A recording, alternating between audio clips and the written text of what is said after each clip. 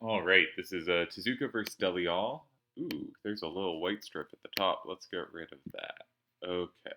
Um, this is Tezuka versus Delial for the semifinals of TTAC15. This is the second game of the match. They played an open game, which they tied. I haven't recorded that yet, but Tezuka has been very good at getting me screenshots of the games he played, so I will hopefully be recording that shortly. This is going to be a slightly disjointed video where we kind of cut in and out and don't stay exactly with the time because I'm going to be trying to eat, and I don't want to make you suffer through hearing my chewing, or the beeps of the microwave as you might hear, or the motorcycle driving by outside very loudly. Who knows? That said, I think this is a kind of interesting rule set for us to talk about because I believe this is the one. So it's level 4 through 6. You must use two level 4s, maximum of 188, which, as I talked about during the Yevon Vid match, I think is a strong indicator that there's a good chance the opponent will use exactly 188. Even if, without that stipulation, you don't think they'd use an 88 at all, people are more likely to use something when they see there is a limitation on using it. Delhi begins with a weak corner. I believe there's no rares as well, but I'm bringing that up right now. My computer's being a little slow. 4-6 must use at least two level 4s. All cards must have a different number combination. So, of Delhi's low level cards, in the previous match, we saw 7-6-4-2s trying to pick up 8s. Delhi goes for the card that's traditionally more popular, but perhaps not as well adapted to fighting level 6s. On the other hand, much like how I would think about it, you're going to try to use your level 4s early, so you don't want them to be the cards you hold on to try to deal with level 6s. So maybe the difference is not that important. And your Dully's using a card he knows he likes. Max of 188, no rares. And the really interesting part, if a game is tied, you must change one or two cards from your hand from the previous game. Tezuka will provide screenshots later, and that will give me access to seeing his cards and talking about through the game from his perspective, or at least he has in the past, so I'm hoping he will. But one reason I thought it might be interesting to commentate is we could spend a bunch of the game thinking about which cards should be swapped. Okay, Tezuka goes with 4-2-7-6, which has now been chosen by 3 out of 4 players in the matchup. And he plays an opposite corner, which to me usually indicates he interacts really well with the lead starter, or like not at all. His hand just doesn't connect with it. And I think something really plausible is you have something like 2884, right? Fusion Raijin. And so you have it covered, but your coverage is just like you can always overpower it if needed, and you're overpowering it's never going to do anything else. And so you're like, okay, can I set up better interactions? Not really, but I can already capture it. Okay, let's try to set up some challenge for them in the far corner. So I think they hand things really interesting because you're going to be locked into at least 3 of the 5 cards in your hand. And when you swap something out, there's a good chance you swap it out for something that does a similar effect, right? So, if you decide, okay, I don't want my 7-2-3-6 anymore, maybe you switch to 7-2-4-6, though that's a Dragonlance card. So you can't switch to that exactly, but you get the idea. Like you switch to something that, like, right, if you have 4 corner cards and you switch up one of the corners, right, you take out one of the corners, you're probably replacing it with another card for that corner. Which means if the games remain closed, you know 3 of the corners in the opponent's hand, right? And you don't know which one is necessarily switched. But if you see the new card, right, then you know, okay, those others have remained the same basically. Or at least 2 of them have, because up to 2 can have switched. So I think it creates some really interesting effects for closed. And then for open, there's the thing of like figuring out just which card matched up worse and just subbing that out, I think is also an important skill. Like, hey, I never found a way for this to connect. Delhi goes in 5. Now, if we think about the gaps he's setting up, they're not consistent, right? Like a 2 to an 8 is not the same as a 7 to a 7 if we're thinking about things facing down left. And going upright, we have 2 3 gaps, but they're not three gaps that can be exploited by the same card unless that, because they go in different directions, unless that card has a 7 up and a 4 right, or a 3 up and a 6 right.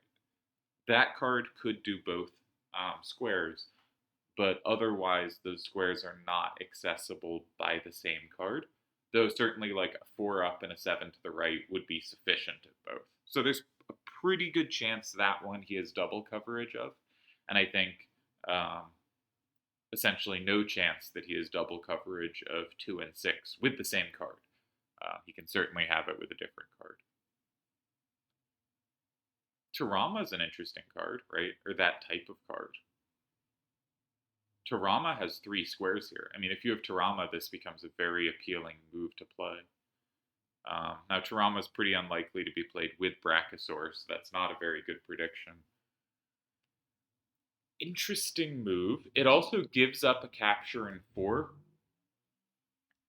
So something interesting's happened here because Deli has used 2 cards with a lot of up. He's used both his like up-facing corners. And he still must have something for 4. But I wonder if he has something for 4. Is that kind of the last gasp of up power he has? If so, and if Tezuka squares anywhere, which he doesn't need to have, because one interesting thing about this move order is Deli has played 5 after the other corners have been played, rather than an order like 159 or 951 or 519, right? Any of those orders, Tezuka has been able to play a corner before Deli played, or after Deli played 5. In all those move orders, Tezuka has reacted to 5 with a corner and has more chance to have set something up for himself. It is not at all obvious here that any of these gaps should be in Tezuka's range. Double numbers, I think, are not very common on this set. 3 gaps you can have, you cannot have, easy to not have. A 6 gap you are very unlikely to have. So it's one of those things of like, my instinct here would be go 2. Make the game a little up facing, and because your move in 2 won't flip 5, hopefully you have combos in 6 or 8, and if 2 is interacted with, you have ways to interact back. However, like the sequence would be, you go 2, you hope they don't have 4, but if they do have 4, it uses their last ups, that might be useful as well. So you go 2, they go 4, flipping 1, and say you go 6, flipping nothing, they go 3, you go 8, comboing, and you flip everything back that you need to and are in great shape, right? That's like the ideal move order. But there's no reason to think Tezuka has 8 or 6. I think it's more likely he has 8 than 6, so I think my move order makes some sense as a way to slide around the big numbers facing out from 5. But depending on Tezuka's hand, this could be really tricky to handle. And now I'm going to eat a little, so I'll be back shortly. Tezuka does play 2, and he plays 2 with the same number facing out as goes in, so he is not susceptible to combo chains. There is some upside to being susceptible to combo chains, right? Because if Deli goes 4 here, my line in 6, if Deli goes 3 and it comboed through 2 to hit 1, then your move in 8 could actually just like win the game on the spot rather than force a tie. I like defending slashes in closed like this. I think it's as long as 5 is the opponent's and you have some combo play in 6 or 8, you're in pretty decent shape. And if we think of from Deli's perspective, I don't like playing these spots either. I think this is an uncomfortable spot to play. Now, if you have the same card for 4 and 8, there's a good chance you should keep them both open. And so then there is a real reason to go in, for instance, 3 or 7. I tend to prefer to go in 3 in those times, where 3 kind of sort of forces 6 and then you can go 7, but you can also start the sequence in 7. Though I think that works a little worse in general. But if you have the same card for 4 and 8, 3 and 7 I think are the squares that most naturally pay off having that pair of squares. If you don't, then the traditional square is of course to go in 4 for the Q, with the backup plan to go in 8, but 8 can be really uncomfortable because not that many cards are going to be safe to combos from Brachiosaur. A fair chunk will, but it's gonna limit your potential there. And if you only have one card that like could potentially go there, well, it's going to be a less appealing square, right? If all three of your cards might go there, there's three reasons to go there. Okay, so Deli did have the 4/7 to the left and right. Now, Tezuka has used both his level 4s and his 3 level 6s remaining, while Deli has 1 level 6 remaining. It is likely a corner for 3, I would guess. I would think Deli's remaining cards are a level 6 for 3 and a level 4 for 1. I would think those make the most sense. He's shown 2 corners for 7 and 9. He's shown a side to side that you can see plays reasonably well off those cards. My guess would be those would be the 2 remaining moves. I would also think it's likely the corner for 3 is an 8/8, given that he made the 2 7s facing out towards 6. So if you're Tezuka, if you have 8, I think you go 6 here. I think there's not too much to do. If you don't have 8, very standard is also to go 3, and 7 can make a lot of sense as well.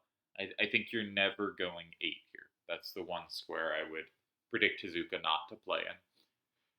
If you put Deli on cards that are corners 4, 3, and 7, then it could be very clunky for Deli to meet 1 or 7. Sorry.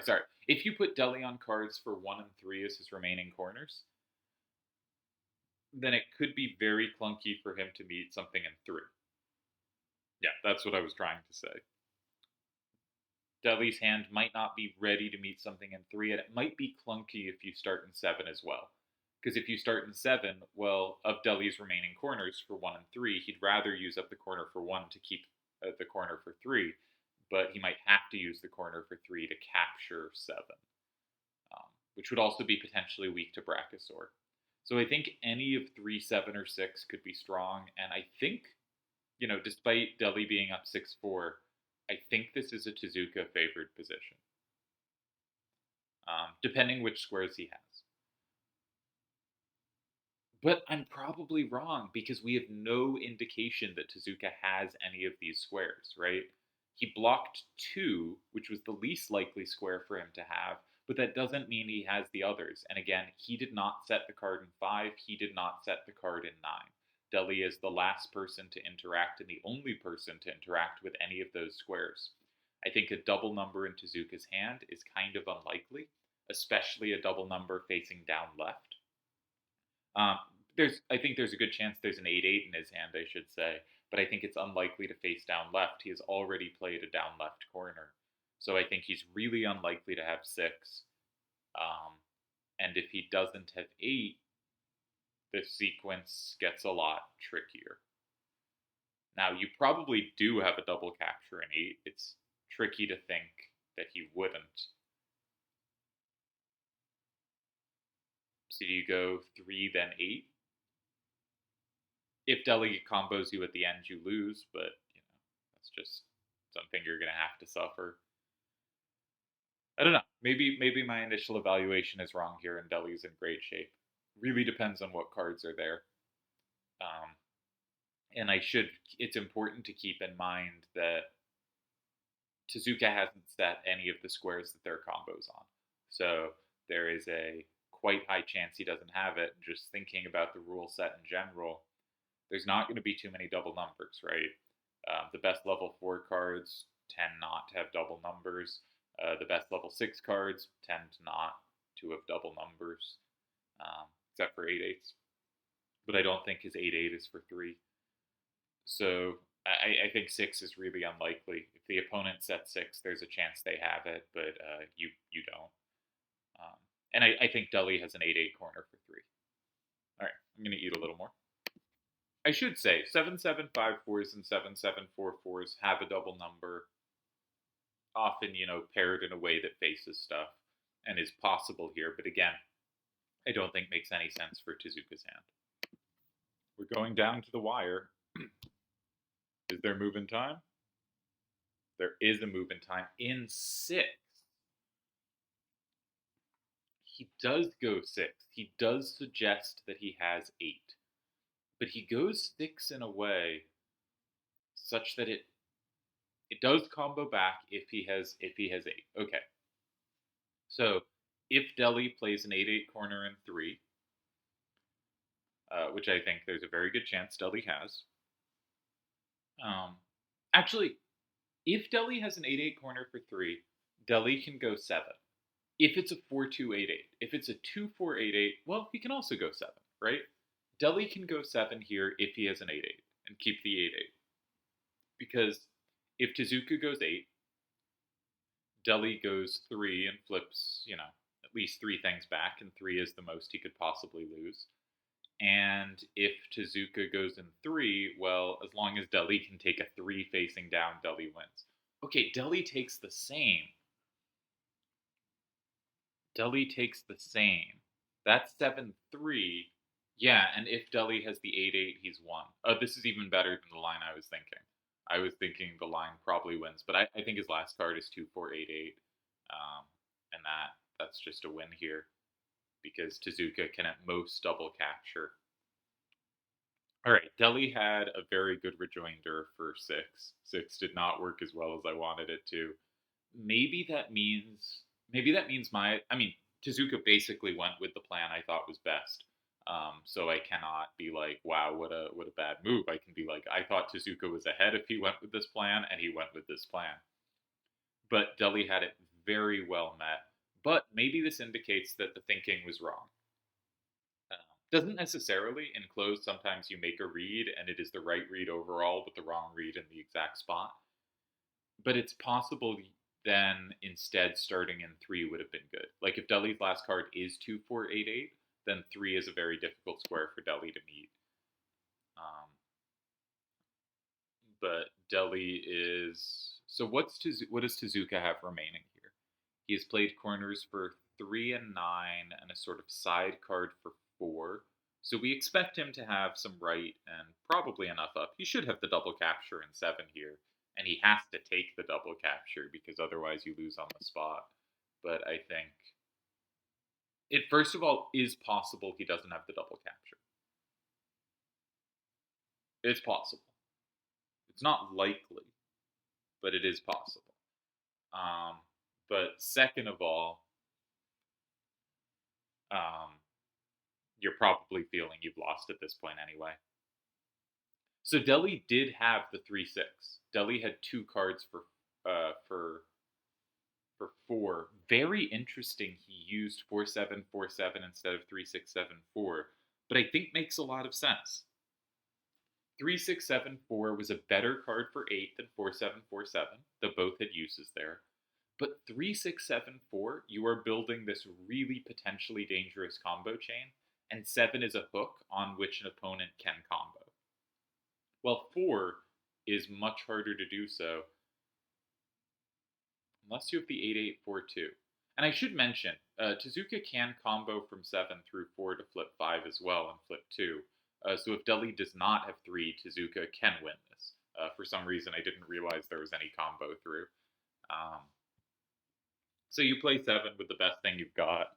There's no harm to comboing through, and it gives you, theoretically, a winning chance, but you are almost certainly losing to an 8-8. What else could you lose to?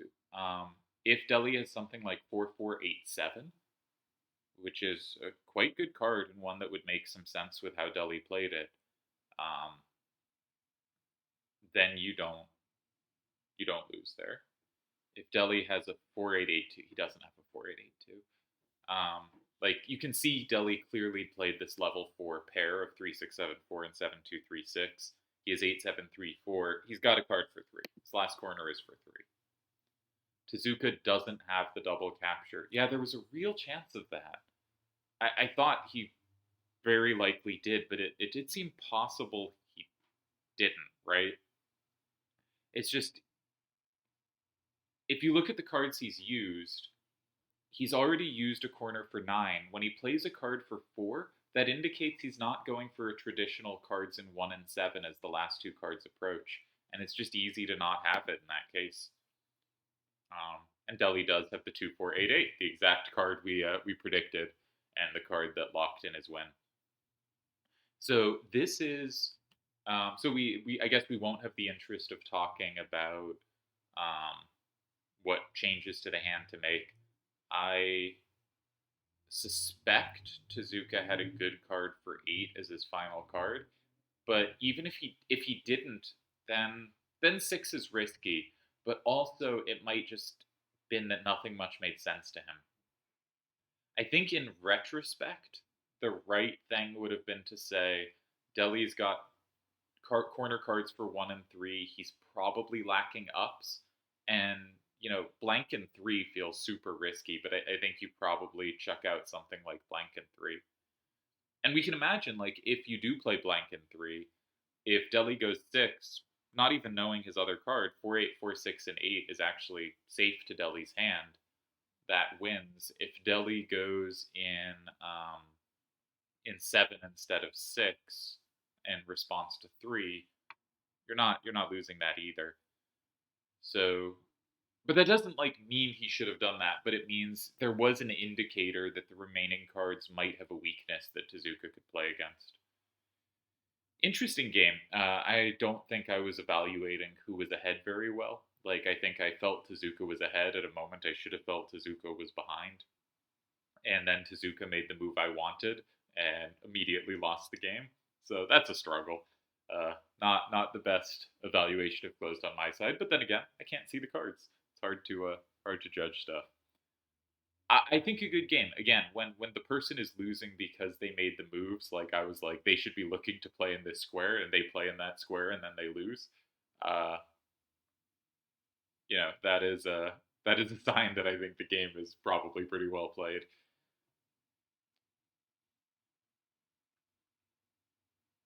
I don't remember now, but I'm curious how early in the video I thought Deli had the 8-8 corner for 3. Because if Deli does have the 8-8 corner for 3, but you can't be that sure. There are so many other cards he could have.